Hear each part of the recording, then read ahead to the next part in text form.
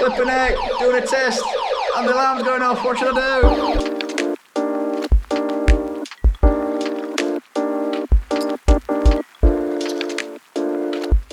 Hey, it's James from Finney Electrical. On today's video, we're doing some electrical testing.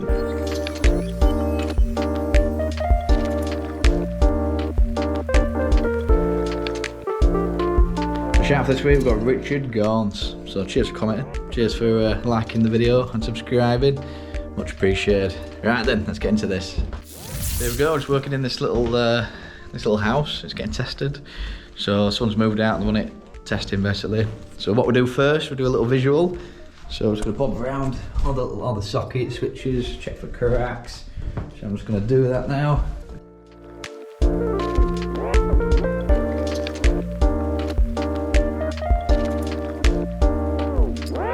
Right, look at this. So we've got some lighting cables here. Looks like they've chopped the earth out, and we've got singles exposed. So they'll have to go in a junction box. Let's check these other under cabinet lights. See if I want to pop my head under. I want to see in these, but we've done the same there. If I can do it. Same there. So I'll have to get a junction box on those. And same there. So that'll go down. It'll be a C2 on the report. And it's just called singles. Can't have it right now. Anyway, it's like singles out of an enclosure. I'll find it a bit later on. So let's carry on.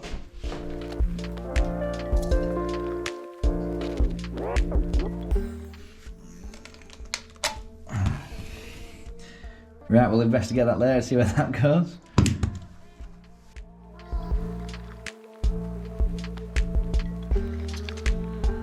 Here we go, so we've got a crack switch. So sometimes it's just a bit of paint, but that's definitely a crack switch. So we'll have to replace that. So that'll go down as a C2 as a crack switch. Basically that can crack even more, then you've got exposed live parts. So it's classed as C2 if it's got the kind of ability to become a C1, like a crack switch. Obviously, if it falls off, you can put your finger on the live parts. That's a C1 where you can kill yourself. So let's carry on.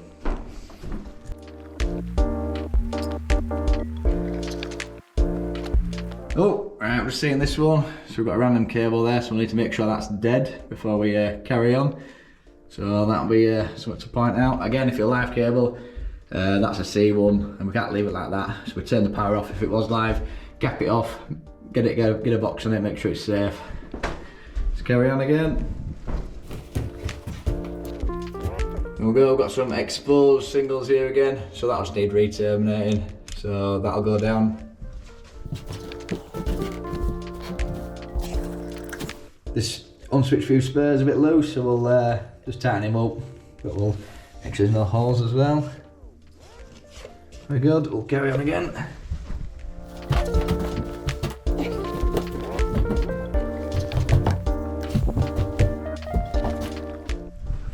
Right then, so that's basically everything, all the switches, sockets, all that, just taking a look at.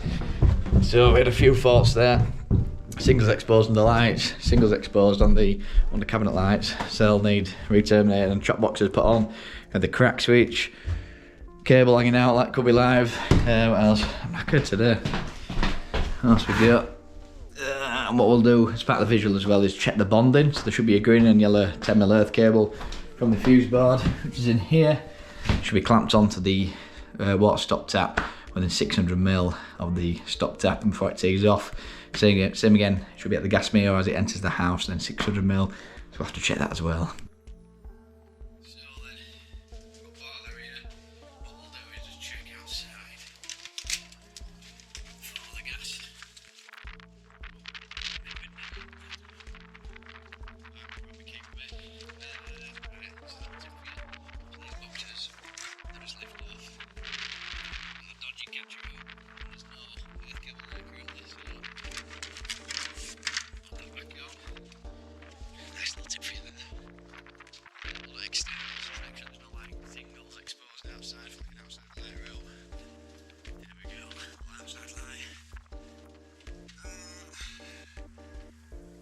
Extension lead. It's not IP rated, is it? So that'll go down. That'll need to be replaced. So that'll be all basically indoor cable run outside. It goes brittle. Obviously, if your public's touching it and it cracks and it gets shock, that's not good, is it? Both think it's still aiming with the weather. Yeah, it's the other side of that pipe. Let's see if we can even see. I don't know. Ah, no. Don't know. Must be further. Ow, bang mid. Right, it must be further along. It must come through here. Right, I'll do something. Oh, is that it there? Oh, right, we've got 1 mil there, so we'll check if that's live. Oh, hell. Oh, let's not get a shock. Right, we'll see where that pipe comes in, try and find it, and see if we can find an earth cable there for the earthing of it. Yeah, it's not looking good, so there's nothing where the pipes come up there, and there's nothing on here as far as the 10 mil back to the board. We've got some like cross, I don't know if you can see this, we've got some cross bonding, which is no good. That doesn't earth it really, it just bonds all the pipes the same. Potential. Oh. But yeah, so that'll go down on the report. C2, no earth bonding to gas basically. So that's that. And then we've got to check the water out as well. Oh well.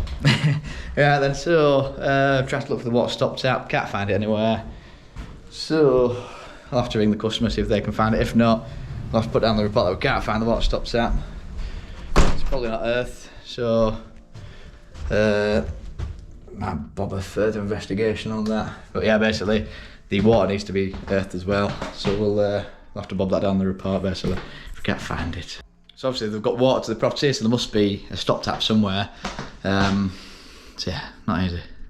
Right then, so what we'll do, I took a picture of the board with it on, and we've got those labels. We've got sockets, lights. So that's those circuits there.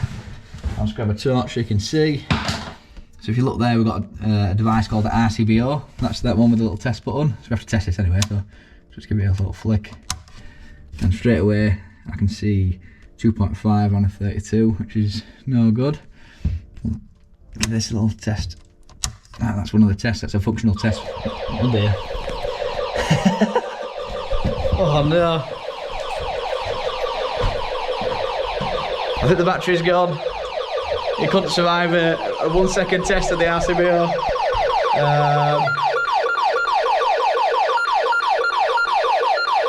Oh heck, what have I done? Yeah, nobody knows the code, so what we're going to have to do is disconnect him.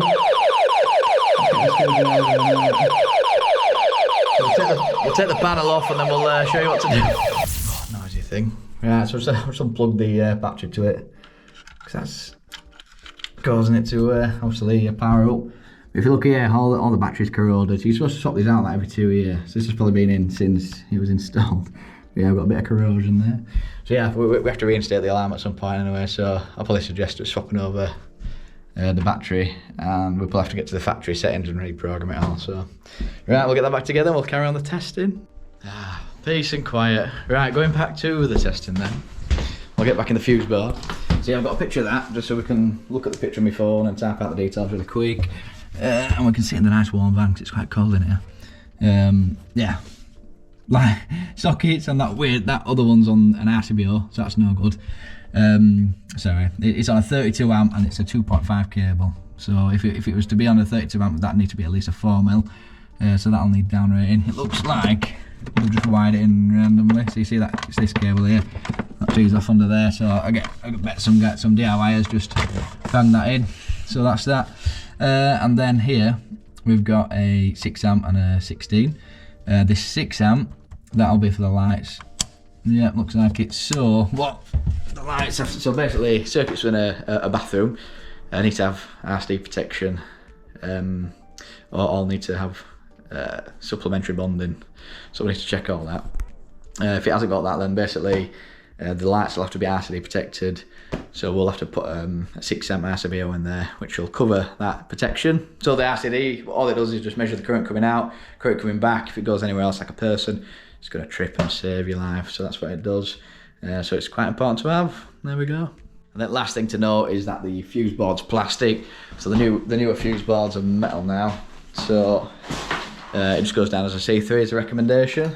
So that's just where maybe like the regs have improved. Well, yeah, it is an improvement. So the regs have kind of been renewed. but it's not a danger. It's just it doesn't meet current regulations, but it did when it was installed, so it's fine to leave it as plastic basically. Right then, I'm gonna sit down in van, warm up a bit, get the laptop and just write all this out. So here we go. Right, that's enough of that. I'm getting banned on YouTube for dodgy music. Right then, getting a bit warm. Let's get his laptop open. Oh, we've got a bit of McDonald's wrappers on show. Yeah, let's get this opened up then. Oh, what I do need to do, I've just got a new MacBook. That's my MacBook. Now, the Electrician desktop software only works on Windows, which is annoying. So you'll apparently get something called Windows Parallel, which basically puts a version of Windows 10 on your MacBook. So I have to do that annoyingly. So today, what we're gonna have to do is go on the little online portal, and it's not as good really. I prefer the Electrician desktop, so I'm gonna have to go online, go on the online portal, which is here, and open up a. Let's have a look. Try not to show any customer details, but there's one down here called the Eicr. What's this ever loading? I don't know. Anyway, so we need to add one and go from there then. So I think I'm not online, but yeah, we'll open up a Eicr, we'll type in all the details, and then we'll go from there. So whilst that's loading up, so basically in the company we're going to come up with some. Been thinking about having some new perks for the employees. So tell me what you think. So basically, I was thinking like loyalty or cumulative perks. So like one of them I was thinking, I don't know, get like a fresh cut every month, we'll pay for it and they get a bit of time off work. So like once a month, maybe a morning off, gym and then an haircut, something like that. But obviously they'd earn that for staying with the company like a year or 2 year, whatever, just to kind of give back a bit and say thank you for all your hard work, thank you for working out this month, here's half a day off just to work on yourself and get a bit fitter in the gym, just so you can fit through them little tight loft hatches, and yeah, and look fresh as well, you know what I mean? Because I find it hard to, like, look at my hair, it's knackered, so it's getting cut hopefully next week. But yeah, what do you think about that? Company perks. If you've got any company perk ideas, like cumulative ideas, like, I don't know, vouchers for you can spend with your family, something like that, so it's all orientated around family, friends, personal development, that kind of thing, then put a comment below, that'd be appreciated. There we go. There we go. It has loaded. Signal is rubbish around here. Right, let's give you a little taster then of the test certificate. Can't speak today. Right then, so you basically you got a few tabs along the top, and you basically just go through them all and just fill them out nice and easy. So first one's the details of the customer, so I'm not going to click on that. But yeah, so it's a summary of the condition of the installation in terms of safety. So you can talk about any issues, any like your bondings, if that's in or not, stuff like that. Mostly if it's passed, we'll put satisfactory, if it's not, we'll put unsatisfactory, and then we'll give the reason. So anyway, extent of the testing inspections, so you basically say what you're testing. So we'll put 100% testing of all final circuits, and we'll just make sure that we test all the circuits, not everything on the circuit, but all this, you know, I mean, every single circuit will get tested basically. Evidence of alterations, so you'll put yes or no, whatever. So you fill all these out. A few dates, declaration, so you put your name and that, right, and then go on to the supply characteristics. So that's like the big cable coming in basically to your house. So there's different earthing arrangements for that, so you fill all that out. Particulars of the install, so you talk about like what the main switch is, the conductor sizes. So in this house it's a 60mm conductor sizes coming in, and the fuse is 80 amps, so you fill all that in. That's that. Schedule inspections, this is like a little tick list. So what I do is click pass all, everything's changed to pass now, and then all you do is if something goes against it, like, let's have a look, I'm used to doing this on the app, not the other one, but there's one about fire switches, like a fire switch, it doesn't relate to this install, so you just put in C1, C2, so that's that. Let's talk about different codings. So basically, if like the live cable hanging out, you'd find that on here, on this list, and you'd class that as a C1. So a C1 and C2 will fail a report, so it's something that needs action, it needs sorting out. So like that live cable hanging out, we'd call it a C. Well, to be fair, if there's a live cable hanging out, we'd cap it off, make sure nobody could touch it. To be fair, I don't action see ones, I saw it straight away, but a C2 might be that cracked switch, so we'd put accessories damaged or something. C2, because it's got the potential to become a C1. C3 is improved recommendations, like we said, so it doesn't meet the regulations now, but when it did when it was installed, basically, but you don't need to upgrade it. You know, further investigation if you need to look into stuff, limitations. So if you can't check something, you don't want to admit liability. You don't want to admit that you've checked it by putting pass when you don't know, so you put limitation, and then not verified. So you just put NV, just cover arse. So you haven't checked it. Limitations, you can't. You need to agree the limitation with the customer, like I don't know, like a big glass cabinet, and you can't test behind there. So we'll put a limb on that circuit, something like that. Yeah, not verified. You said you're not verified it, and that's about it. Big checklist, nice and easy.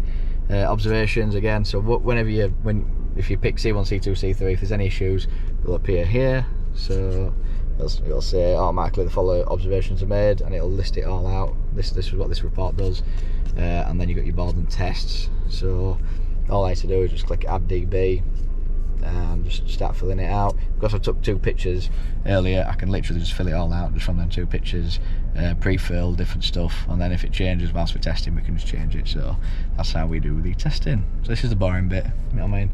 30 minutes talking about this is a bit boring really, but we'll go into the testing soon and see if we can find anything dodgy. Right, we'll start the testing next. So let's have a look. We'll do the lights first, just so we can have some lights on while we work. So what we'll do is disconnect this cable here, this red in here, if you can see that one. So I've got it on narrow mode, you can see. So we'll disconnect this red cable, disconnect the black and the earth. There we go, like I said, what we're going to do is pop that line cable out, neutral and earth, and then we'll just connect line and earth together and do something called a continuity test. So what that's doing is we're going to test at every point, and you're basically getting a continuity reading, it's called, in ohms, between line and earth at every point, and you're trying to land it within a certain tolerance. So when you add on something called a ZE, it lands within a certain tolerance, and your MCB is going to trip in time, basically.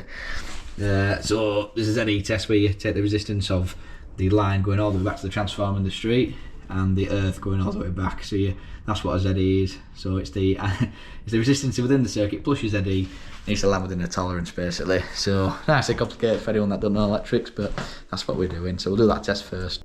Look at this. So I've just seen this just sticking out low level. I thought we'll test this when we were going around. I thought that'd be dead. Look at it. It's just an old plastered boxing. Flipping heck, it's live. Look at this. Cannot believe it. It's just chopped in the wall. Beauty. So we've got a great start there. So I've had to plug it all back in. Just basically there was no earth with the cable. So back in the day you could have an aluminium cable 1 mil with just 2 coils in and no earth, and that's what's happened.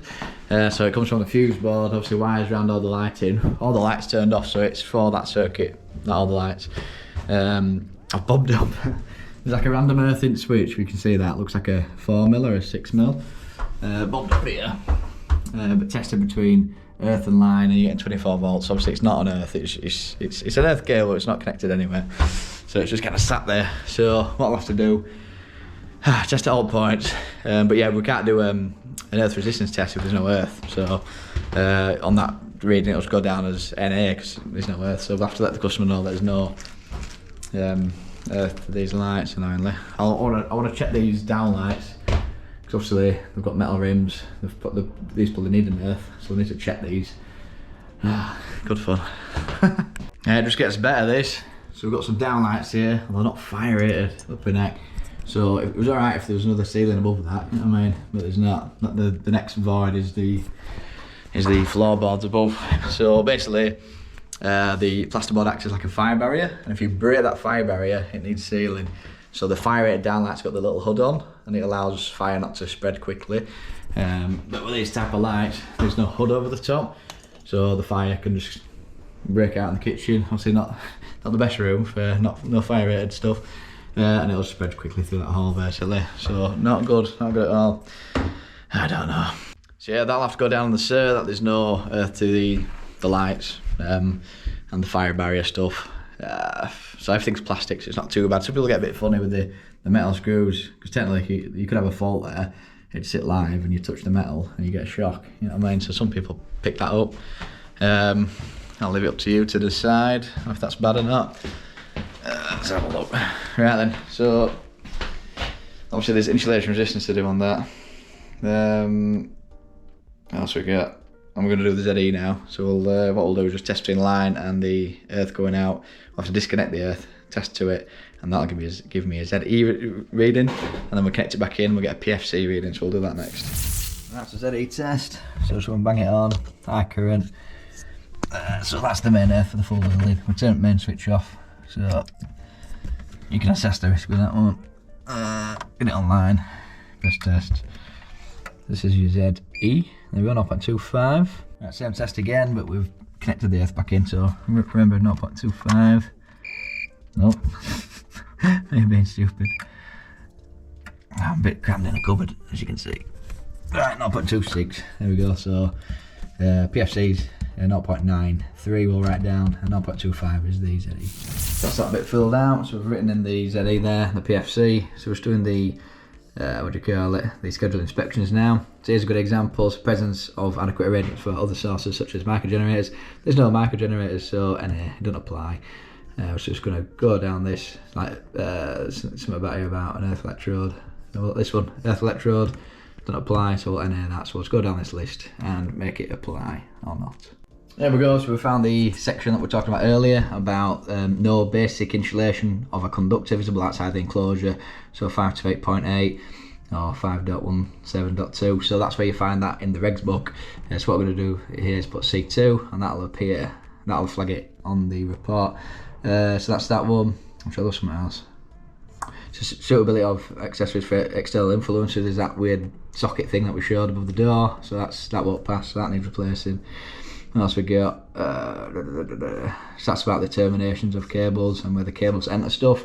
And then we've got the locations containing a bath and shower. So additional protection, basically RCD protection for circuits in the bathroom. Now the only circuit within that bathroom is the lights.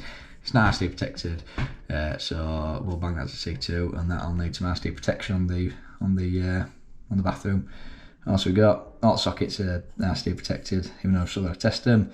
And then all we need to do, this is like a little tick list, write his name, and that's this section done. So just moving on to the sockets next. So we start to fill it out. So I hate this thing, it's rubbish. Basically, when you add a new circuit, you gotta just fill it out, each individual one. Like on the Nepit desktop, you can just, it's like a spreadsheet, but this you gotta do it individually, it's rubbish. Anyway, so next test we're gonna get is an RCD test. So you bang it on RCD time and press test. So what that's doing is going through a series of cycles. It's basically pumping half times, which is 15 milliamps, making sure it doesn't trip. So I did it on 0 of the cycle and 180 degree of the cycle. And it tests at 1 times, so at 30 milliamps, and 0 and 90 in it, and then it tests at 5 times 30 milliamp. So that's just tripped. Look at this one. And it's going to trip another. So that's for 1 time, so it's going to trip another twice for 5 times. One more. There we go. Here's your reading. So for 5 times it needs to land under 40 milliseconds. So you just pick the highest one, so 11. For 1 time it needs to land under 200, so 35 is what you'll pick. So we know RCD is working now, so what we're going to do, we just took the live earth and neutral out, and we're just going to cross over line to earth with these little crocodile clips things. Just bang that on there like that, make sure they're nice and tight. Then we're going to go around every point, plug in. It's just the 6 sockets in here, no battery, get some new batteries. At 0.27 you can see that. So what I have to do is just plug in, take the highest reading and write it down. But yeah, I need some new batteries now. It's going well today, isn't it? So here we go, R1, R2, so 0.27, that's the reading we did. So R1's line, R2's earth. And then we've just gone around, so the highest for 0.27. So we just add that to a ZE, which is 0.35, and we've got 0.62. So there we go, that's this test done. We have batteries, so we're up and running now, full battery. And we just retested them, we've got 0.49, so maybe like low battery, it wasn't doing the readings properly, but yeah, so we've just updated that. There we go, so we've done a test there, so line to earth, and we've got 31.7 megaohm. So anything over 2 megs, okay, but so as you can see, we should, if it's really good, it'd be over 500 mega ohms, greater than, but 31, it'll still pass. So what we'll do is test neutral to earth, and then line to neutral, and then we'll just write those readings down on the test sheet. I'm getting knackered now. It's getting late. So all that test does is just send a voltage down between the two conductors it's testing between. So you test between line and earth, so it sends a voltage down line, and basically it's measuring the resistance, like a really high resistance between them. So there it's measured a 30 million ohms difference between, just through the insulation. So if you're getting a really low reading, it's telling you that the insulation is breaking down, and you'll need a rewire basically if it's under a certain tolerance. Right, so next test we're doing the ring test for the socket circuit. So the sockets are wired from the fuse board to every socket and back. So you should have a line going all the way around, neutral and earth. So that's why there's two cables bobbed in that breaker. So I've just identified which is which. So we've got those cables to the left. So you got line, earth and neutral going that way for one cable, and line, neutral and earth for that way. So what we're going to do is do an end-to-end test. So we're just going to bang it on continuity. I'm going to get a resistance all the way around the circuit. So if I bang this on there, so we'll do line to line first. First test. There we go, 0.34, so that's good. Quite low that, which is good. So you want a low resistance reading, and a high insulation resistance reading. So, so no continuity there. Let's just clamp on again. Make sure I've got on the actual copper, on the aluminium actually. 0.33, so there's a 0.01 difference, so that's good. If it was like quite high, like 0.1 difference, because it's the same size conductor size, you'd be going, hang on a minute, there should be the same resistance exactly, because it's the same distance cores within the cable in it. You don't have extra length on one of the cores. There we go. Oh, so it appears we have some voltage on the earth. Yeah, we'll look into that. 114 volts apparently. Oh, it's like the testing from night. It's like a nightmare test. There we go, I can't even speak to them, I'm so tired. It's because it's such a mess. We've basically got the wrong earth for the circuit. But there still shouldn't have been that kind of voltage coming down there, which is probably the last one we're doing. So we've got sockets, kitchen, sockets, lights, and this end one, which we don't know what it does. So it might be like the immersion or something, but it's not RCD protected. So I think if we bob that on RCD, it starts tripping. So we'll look into that anyway. Right, continuity. Hey, 0.45, so they're good readings. So what was it, 0.34, 0.35 I think, or 3, and then 0.45. There we go, let's write them in. Next test we do the R1R2 test. So with the radial, you just got live and neutral, and you connect it together and go around. With the ring, what you're going to do, you got live and neutral this side for this cable, live and neutral for the other side, and what you do, you connect the line into the earth out and the earth into the line out, and that's how you do it. So that's what we've done there. So we connect the line to the earth out, line to the earth out the other side. So now we're just going to go around with this plug-in tester and get a reading at all of them. And what we're doing is testing both sides when we do this. Because it could be that one side gets used more than others, or I've had it where like a heat's plugged in and it's just absolute damaged one side of the sockets and not the other, so you need to test both sides when you're doing this. So nice and quick, this should be dead. There we go, 0.85, and then you got the other side, 0.34, so straight away this is a great example. This side is higher, so there'll be an issue with this side. It could be dirt and grime on this side or whatever, but that would land you over the 0.1, I can't remember off the top of my head, it's 0.1 maximum ZS for that circuit breaker, so the B32 that's protecting that circuit. So what we'd have to do is recommend to swap this over, so both sides you're going to get 0.34. There we go, so we're just going to go around everywhere now.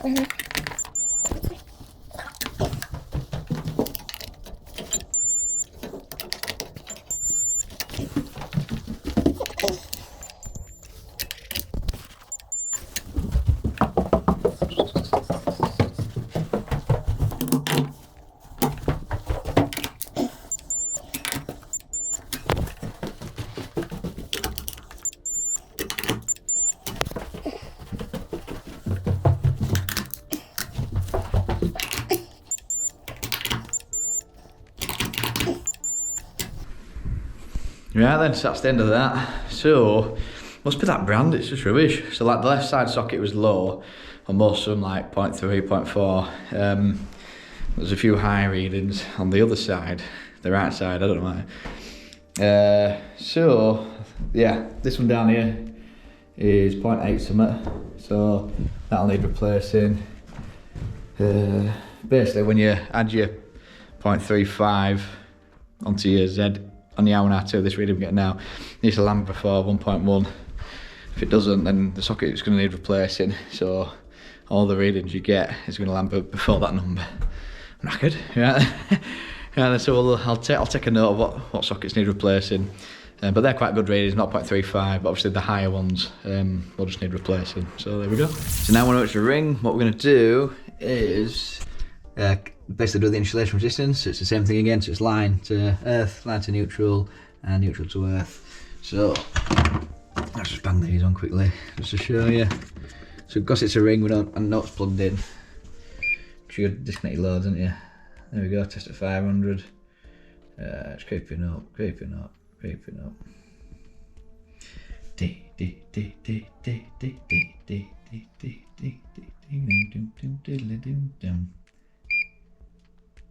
Yeah, to get the 500. So I've pre-filled them, you see. So what we have to do out. The line to neutral, I always test it 100 volts just in case there is something plugged in. And we are getting 0.01, so this not plugged in, so it's good if I did. So what I'm going to do is,